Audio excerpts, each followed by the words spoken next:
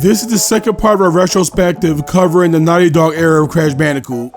For those who found this video first, feel free to check it from the beginning by clicking on the card above. Thank you.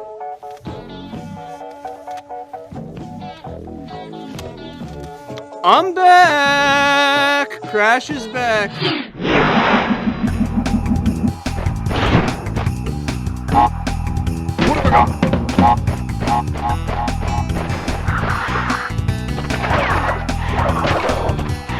After the success of the original Crash Bandicoot, development of its sequel started right away. A month later to be exact. Crash 2 development reportedly went a lot smoother thanks to the new engine made for the game. It only took them 13 months to make. It had a modest budget of $2 million, which in today's day and age will give a AAA dev team the amazing ability to create one whole level. Eventually closed down shortly after the game's release because the game cost way too much money to make, and they couldn't make it up with game sales. Silly industry issues aside, in October of 1997, Crash Bandicoot 2 was released to critical acclaim, and is often regarded as the best game in the entire franchise. Maybe? What's the deal? What's the public opinion on Crash 4 is about time anyway? I mean, just playing the game, I'm sure everyone hates the 100% that thing. But this isn't about that nightmare. It's about this nightmare. Part 2 of our Crash Bandicoot retrospective.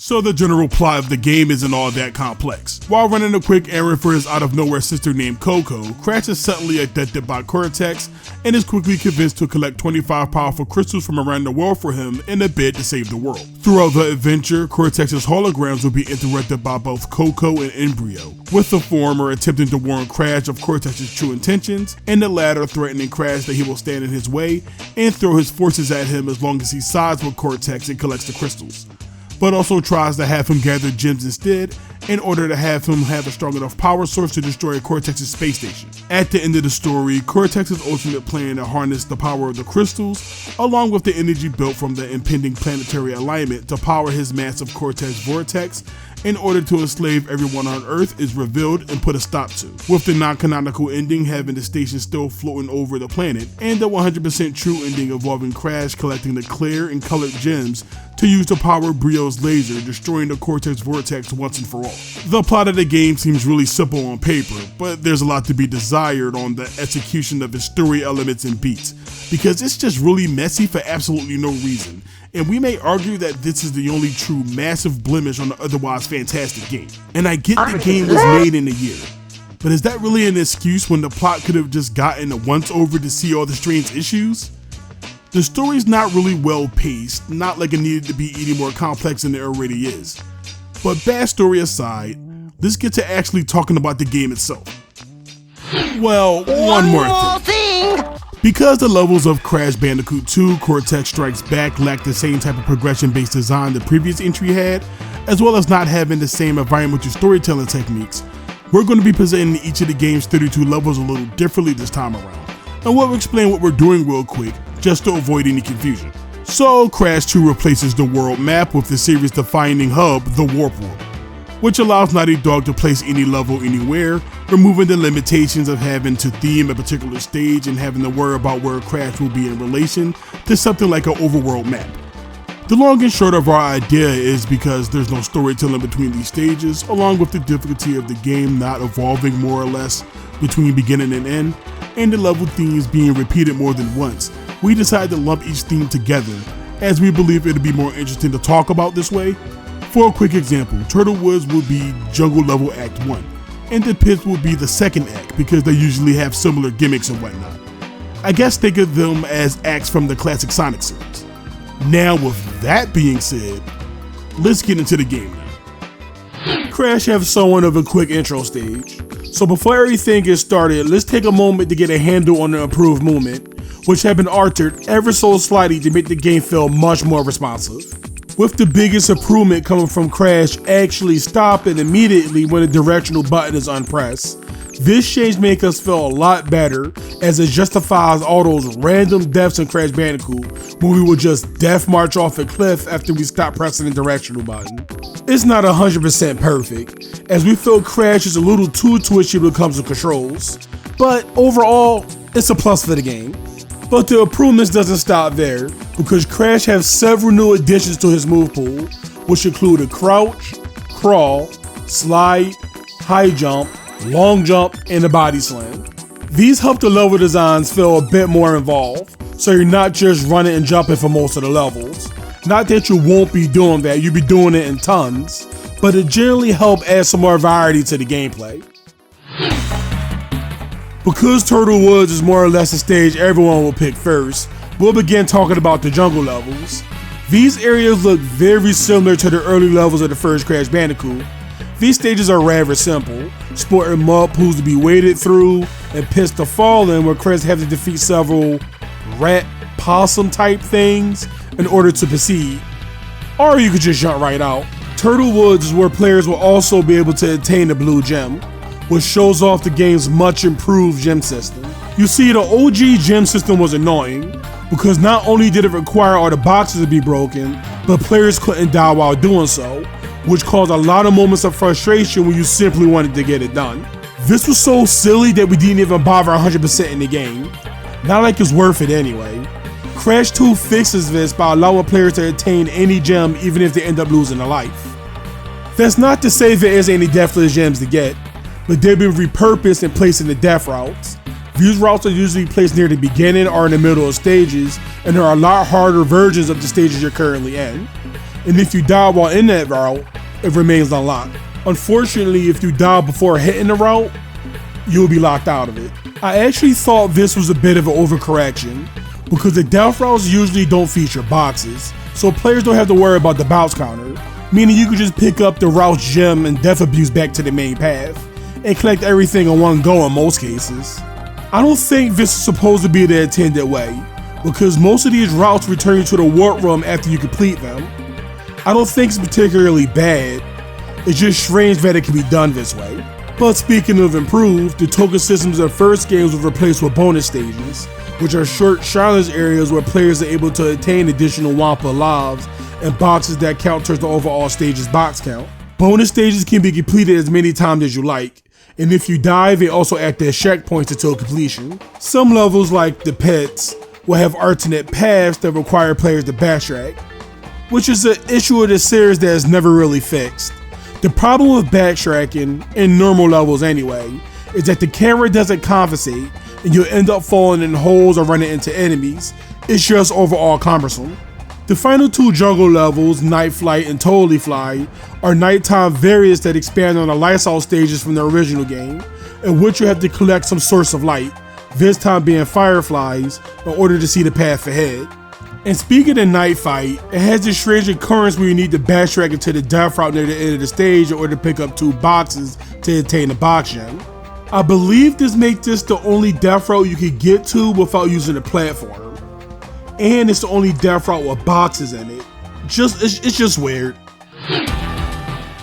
The Sora family of levels will have Crash navigating through a series of twisting tunnels that's filled with mutated rats, rolling barrels, ill-infested pools, fans that block your path with some needing to be destroyed with enemies, and flame-throwing lab assistants. These levels put a heavy focus on branching paths more so than most other levels, with the Ill Dale having the most well-known hidden path that leads to a green gem. Crash also has the ability to swing from monkey bars, which gets used a good amount here. The river levels are like the stream levels of Crash 1, with the main gimmick being the first vehicle, the jetboard. During Hang 8, players will also enter their first colored gem path, in which they would take you to a kind of death route for additional boxes, but will return you to the main path after you finish up. Air Crash is the first stage to have a secret exit that will take you to a secret warp floor that will either unlock pathways such as the red gem path and Snow Go, or new levels altogether. Hang 8 and Plant Food both have this countdown gimmick that will task players with making it to the end before time is up. It will earn you a gem, with Plant Food awarding you the yellow gem.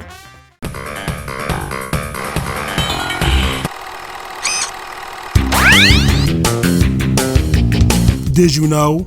There was a manga series loosely based around Crash 2 called Dansu! Jumpin' Nadaboken! Or Dance, Then Jump, It's a Great Adventure. It has some oddities such as Crash Bandicoot talking, slight swearing, and Whopper fruit and crystals being renamed to apples and power stones. This series only lasted 2 issues, with the third being cancelled for unknown reasons. Did you know? This is the first game to feature dynamic difficulty, in which an Aku Aku would be given to the player if they repeatedly die in the same section, or a box will be replaced with a checkpoint. Did you know? In the Japanese version, Aku Aku provides players with hints on how to play, like he did in the first game, but this time he will animate and speak to the players directly. Yeah, Crash. わしはアクアクじゃ。一回だけならお主を守ってやろうかの。 Making this the first time he was given a voice. But nightmare animation aside, did you know if the player returns to the warp room without a crystal, Cortex will contact Crash to explain to him about his expectations? No, Crash. I said bring me the crystals! Now, get back in there. Repeatedly doing this will have him become more and more frustrated with it. Look above the doorways. Above each, there is a big crystal-shaped slot. Fill all 5 crystal slots in this warp room by retrieving 1 crystal from each of the 5 areas. Only after we have filled all of the slots in this room can we continue on our quest. This is the last time I will remind you. did you know? The characters of the Cortex that have scenes with Crash are Embryo and Coco. They both have themes made for them. Brio's theme is a remix of his bonus and our boss theme from the original, while Coco's theme is a new Shrek created just for the character. Did you know that within the Ripperoo boss arena, there's a Crash Bandicoot hint guide that can be found among the books in his library? Needless to say, the graphics of Crash Bandicoot 2 was a massive achievement for Naughty Dog. And now since we have the context of the original Crash fresh in our memories, it just helps make the case for the beauty of this game so much more. Of course, that's not saying Crash 1 wasn't a fantastic looking game in its own right, but the sequel just takes everything that worked in that game and just expanded on just about everything. In the first game, while Crash was still expressive, a lot of his animations still left a lot to be desired, and that's fine. It was the first game after all. Crash 2 adds so much life to the Bandicoot's actions. The I don't want to be here running cycle of the first game was replaced with this energetic stride that helped depict Crash wanting to actually be somewhere for once. And this is for all of his returning animations. Well, almost. I never understood this animation. What the fuck is he doing? Okay, he's still doing it. Why is he tweaking like this? On top of the much improved returning animations, the new engine Andy Gavin created for the game allows for so much more. Over 9,000 frames of additional animation to be exact. This allows Crash to have all kinds of reactions to what's happening around him. This can especially be seen in the various death animations, in which he has double the amount of from the previous entry. I also appreciate that the camera is pushed further back as well. We forgot to mention this with Crash 1, but we didn't like how close and pushed up the camera was, which made it hard to see things that was in front of you at times. Our biggest issue with the first game's graphics was that the enemies and bosses looked very rough and polygonal compared to Crash himself, so I'm glad to see all the other characters look pretty much on par to him now. What impressed me a lot about the graphics, oddly enough, were the facial expressions. These actually caught my attention during our playthrough. Since most of Crash 2's story segments involve a giant head talking at you, Naughty Dog smartly used the squash and stretch nature of the character models to help push and sell some emotions out of them. Cortex looks a little strange at times, and that's probably because of a scowling expression, so you'll see his eyes and teeth constantly shrink, and it looks a little gross, but it's fine overall.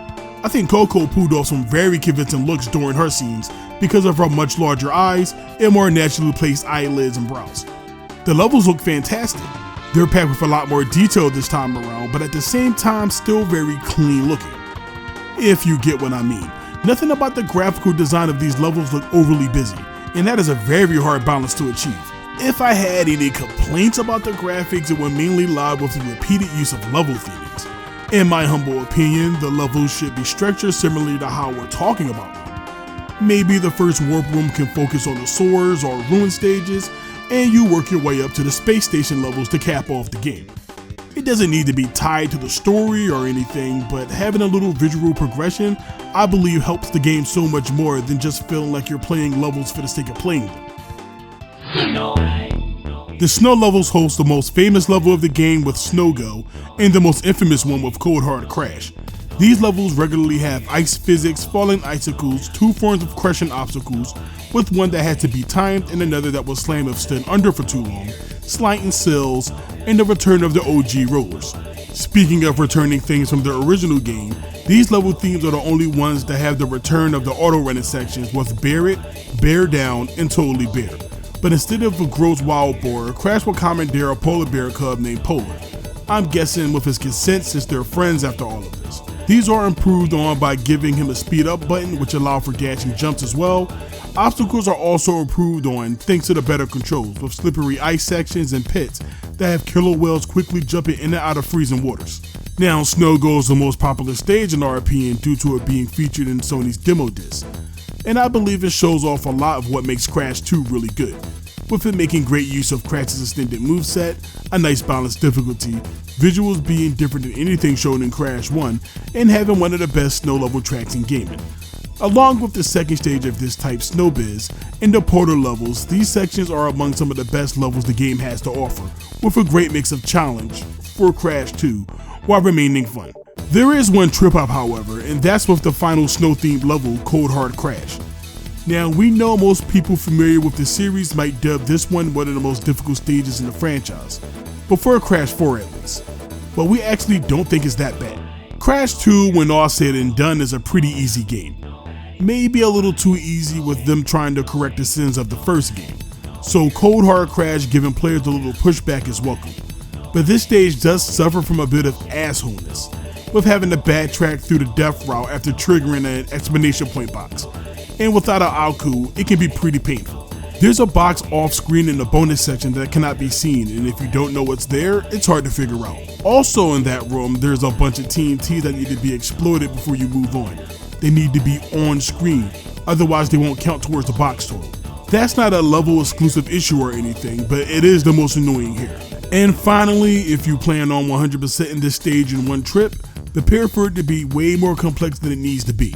You have to play into the end of the death route, trigger the switch, backtrack to the start of the route, hit the checkpoint, kill yourself, hit back to the death route, reach the end, get the gem, skip over the checkpoint, kill yourself again, go back to the midsection of the stage, and then you're allowed to play it out normally, but that's only if you want to get everything in one go. This is a troll level, there's no doubt about it. The level design here is carefully engineered to annoy weaker players, but again, we still don't think it's that bad to play through, only to 100%. If you think Cold Hard Crash is some kind of inconsistent trolling good tips from the devs, then these level types might be the most naturally difficult levels Crash 2 has to offer, that have some of the more demanding platforming sections in the game, from slippery rotating platforms, flame-throwing stone faces, collapsing floors, and monkeys. Enjoy them.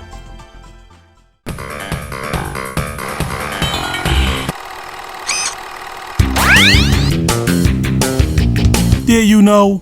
When Crash come in contact with fire and burn to a crisp, his model quickly reverts back to his Crash 1 version during his death animation.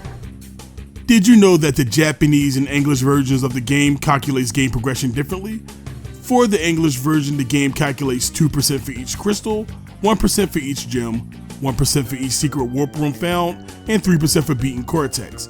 In the Japanese version, it calculates 1% for each crystal, 1% for each clear gem, 2% for each colored gem, 1% for each secret warp room found, 4% for beating the box except Cortex, 6% for beating Cortex, and 1% for getting 10 lives from Polar. Did you know? According to Jason Rubin, in the Japanese version of the game, the animation in which Crash is crushed only leaving his head and his feet was replaced because the animation reminds Sony of a serial killer who was loose in Japan who decapitated his victims and only left their hair in their shoes. That's fucked. Did you know that Tiny and the Komodo brothers were originally going to be in Crash 1? Tiny was originally called the Tasmanian Tiger, and the Komodo brothers were originally samurais called the Dragon Brothers, with Joe originally being called Komodo and Mo originally being called Komodo. Did you know that you can find this hidden spot during the bonus game in Crash Crush? Did you know that Team Crossbody really appreciates you watching this video? Thank you. The music of Crash 2 is so much fun, and it's one of the rare examples of a game OST matching the energy of what's going on screen almost perfectly. The music does a fantastic job of remaining somewhat atmospheric like the first one, while interjecting so much personality and life that just fit the series so much better. Finally leaning into more of that zany Looney Tunes like attitude Crash was going for. The general opinion I've heard being shared among many was that Crash 2 had consistently the best music in the series, and that fact might very well be true, with amazing tracks such as, well, Snow Go,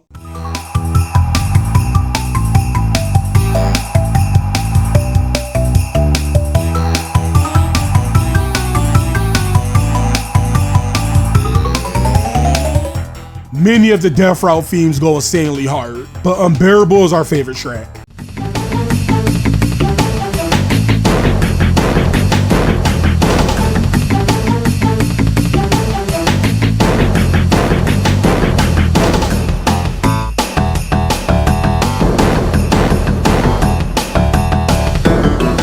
And probably the greatest piece of music in the series, the Jetpack theme.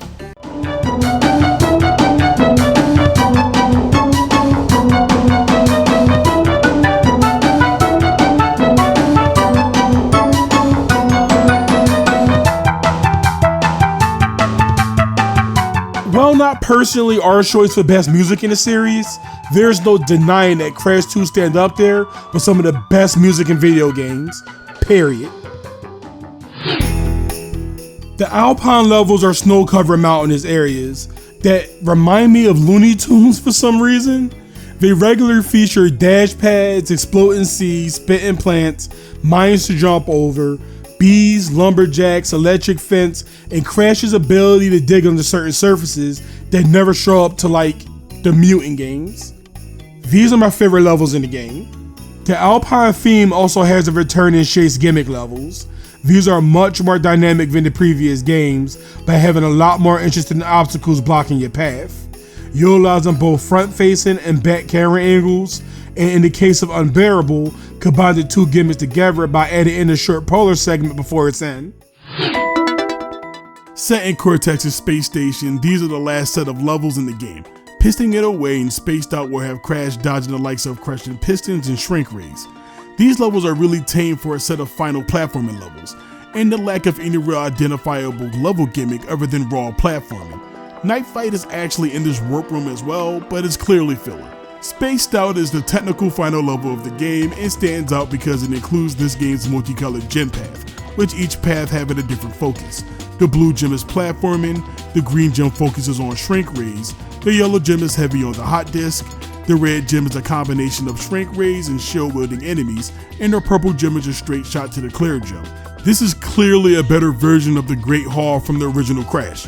The space station themed levels also have the jetpack gimmick, which judging by the marketing are supposed to be the standout levels of the game. So we have no idea why Naughty Dog waited until the final warp room and stuffed them there when one of the stages could have been placed in the engine area. Surely that would have been better, but I digress. People often say that these stages are hard, but I actually think they mean that the controls are awkward to get used to. And I do get it. These stages are just kinda dropped on the player at the 11th hour. Getting past the controls, the levels are quite fun once they're gotten used to, and are a neat final gimmick to finish off the game. I'll be frank man, the bosses of Crash 2 are not good in our opinion, and the main issue stems from them not being hard enough. Hell, hard enough doesn't describe it enough. They were just piss baby easy, even when we were kids. Bosses should be used as a test of skill. There is not an excuse why bosses shouldn't be challenging in any game. But in Crash 2, it feels more like a power fantasy, like Crash is the Doomslayer or something. So, as the fighting game players that we are, we decided to rank each of these guys in the tier list from best to worst, as if you have to guess what the worst is. And on top of that, we'll be giving these guys some quick patch notes to see if we can make them more interesting. Wow! Cortex's new assistant has the best fight in the game, only because it isn't the case of an enemy passively aggressively attacking you. And Jin's attacks are sorta aimed at you this time, and as the fight goes on, his pattern changes up. so for once it isn't boring at the very least. Crash has to use his rarely seen telekinetic whomper throwing abilities to dent up N-Gen's mech's weak spots in order to win. Other than having some more aggressive lock going in this fight, it's fine. No real changes needed. Wow! Tiny Tiger, who I thought was an evil Crash when I was younger, is one of the better boss fights in the game, in which Crash will have to try to avoid tiny stomps while trying to have him jump into a pit which will cause him damage. It's simple, and I think the disappearing platforms are RNG based, but that's about it. Just two guys jumping around like assholes for 2 minutes. I suppose it's a harder version of the Ripperoo fight, but that doesn't mean much. Also, is Tiny the Guts Man of the Crash series? So the Tiny boss fight conceptually is pretty good, but he can move a little faster. This dude literally looks like he's playing hopscotch. And as the second and third phase come around, maybe he causes a little shockwave that ripples across the arena as he lands, as well as the platforms falling faster during this time. This boss fight is largely fine, it just needs to be harder. Wow! The Komodo brothers have great designs, fantastic music, atmosphere, and entering the boss room for the first time might have you saying something like, hell yeah, this is going to be fun, but in actuality it's just another boring fight. The cycles are so boring and easy. For the first round, he takes his brother and spins him around, but much like Ripperoo, he doesn't even aim at you or anything. It's like he's trying to threaten you with the implication of a confrontation. Then Komodo Mo starts throwing swords, but once again, not at you. The final cycle has Mo spin Joe once again, while he throws swords at the same time, but he barely attempts to hit you. This dude really is a Komodo Mo. So with fixing the Komodo brothers, Komodo Joe could have actually been aiming at Crash. It's not like he's moving that fast. If he were to be sped up, then the attack will have some kind of soft lock going. Also, the last phase of this fight should be moved to the first, where he's throwing swords and spinning his brother at the same time. Secondly, when Mo was throwing the consecutive series of swords towards Crash, once again, it wouldn't hurt if he actually aiming at the guy. And third, personally, I'll just add a whole new final phase, and that will be a combination of the spinning Joe with soft lock on and Mo throwing multiple swords. We feel this will make the fight more engaging. Wow! We're kinda on the fence about if this rematch is better than the original. We're leaning on the side that it's an overall worse one because at least in the first game you're interacting with things.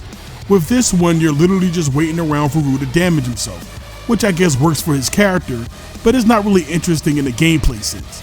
At the very least it's a different fight while keeping the spirit of the original. But I mean, come on, it's worse. He's not even like chasing after you or anything. So this boss only works for people who are playing it for the first time. So if we're going to fix this fight, and this might be a little annoying, but have his patterns be more RNG, or have his final spot be random instead. He's a kangaroo, just have him jump high and then have the player guess where he's going to be and avoid him. It keeps them on their toes at the very least. Have every phase go faster. And finally, for his final phase, he uses a mix of both TNTs and Nitros. Wow! The final boss has hella we have Doomsday Zone at home vibes, as Crash has to stop Cortex from reaching his station. This has to be one of the worst boss fights in history, only right up there with like general skills from Star Fox Adventure. The only real obstacle in this fight is your patience, and I suppose your ability to use the jetpack. It's really like Naughty Dog wanted to do Doomsday Zone, but didn't know how to express it with a non-side scrolling camera. That, or they just ran out of time. It's just dog water. Okay, so how can we quickly fix this guy? First things first, I'll give my guy an extra hit point. He's the final boss. Then maybe have this fight be more like Crash 1 but mobile. You got the mines and the asteroids, so maybe have him fire the same kind of lasers from the first game. If players want to hang back and play more safely, they can wait for the green laser to spin back at him, but the more bold players will dodge everything and hit him directly once they get close enough. Also, the timer will still be there, maybe shorter, so it'll add a risk-reward element. You know, perspective is a hell of a thing, isn't it? We played through Crash 2 so many times casually, but only now when we have to play it with the context of making this video, do we notice how unpolished the game actually is. Every good point made in the game's favor could be immediately countered with a negative. Let's do a rundown. Improved presentation and great voice acting. Yeah, but the story is very mediocre with one of the worst plot twists of all time. It has amazing graphics. Well, the game has a lot of samey looking areas. So are they really taking advantage of that? Tons of replay value. Some of the secrets and gems are too hard to figure out without prior knowledge or some kind of guide. And there are things such as the bad boss fights and the finicky jetpack sections. Don't get us wrong, Crash 2 is a phenomenal game, and most of the negatives brought up can be considered nitpicks at best when we're looking at the larger picture of what the game actually is and does. But negatives they are. This is kind of hard to explain. Crash 2 plays perfectly when playing the game from start to finish, but everything else around the game just feels so rough. Crash 2 is ultimately held back by its most impressive feat, and that's the fact that the game was made in a little over a year from the original. The game is just not as good as it could have been, and once this feeling entered our minds, it was a hard one to shake. How would this game be if it got a little extra attention to its writing, difficulty, level design, level theming, and mechanics, all these small areas that needed a little more refinement? Can Crash Bandicoot 2 really be called the best game in the series when it clearly needed more time in the oven? You may think so, but we don't. We just can't bring ourselves to do it. We wanted to say it was the best, we really did, but after this playthrough, no, not anymore. I hope we did a good job explaining our take here. If we didn't, don't worry, our reasoning will become crystal clear. But first we have to cover the third and final classic style Crash game of the Naughty Dog era, Crash Bandicoot 3 Warped. See you next time on Nostalgia Tarts.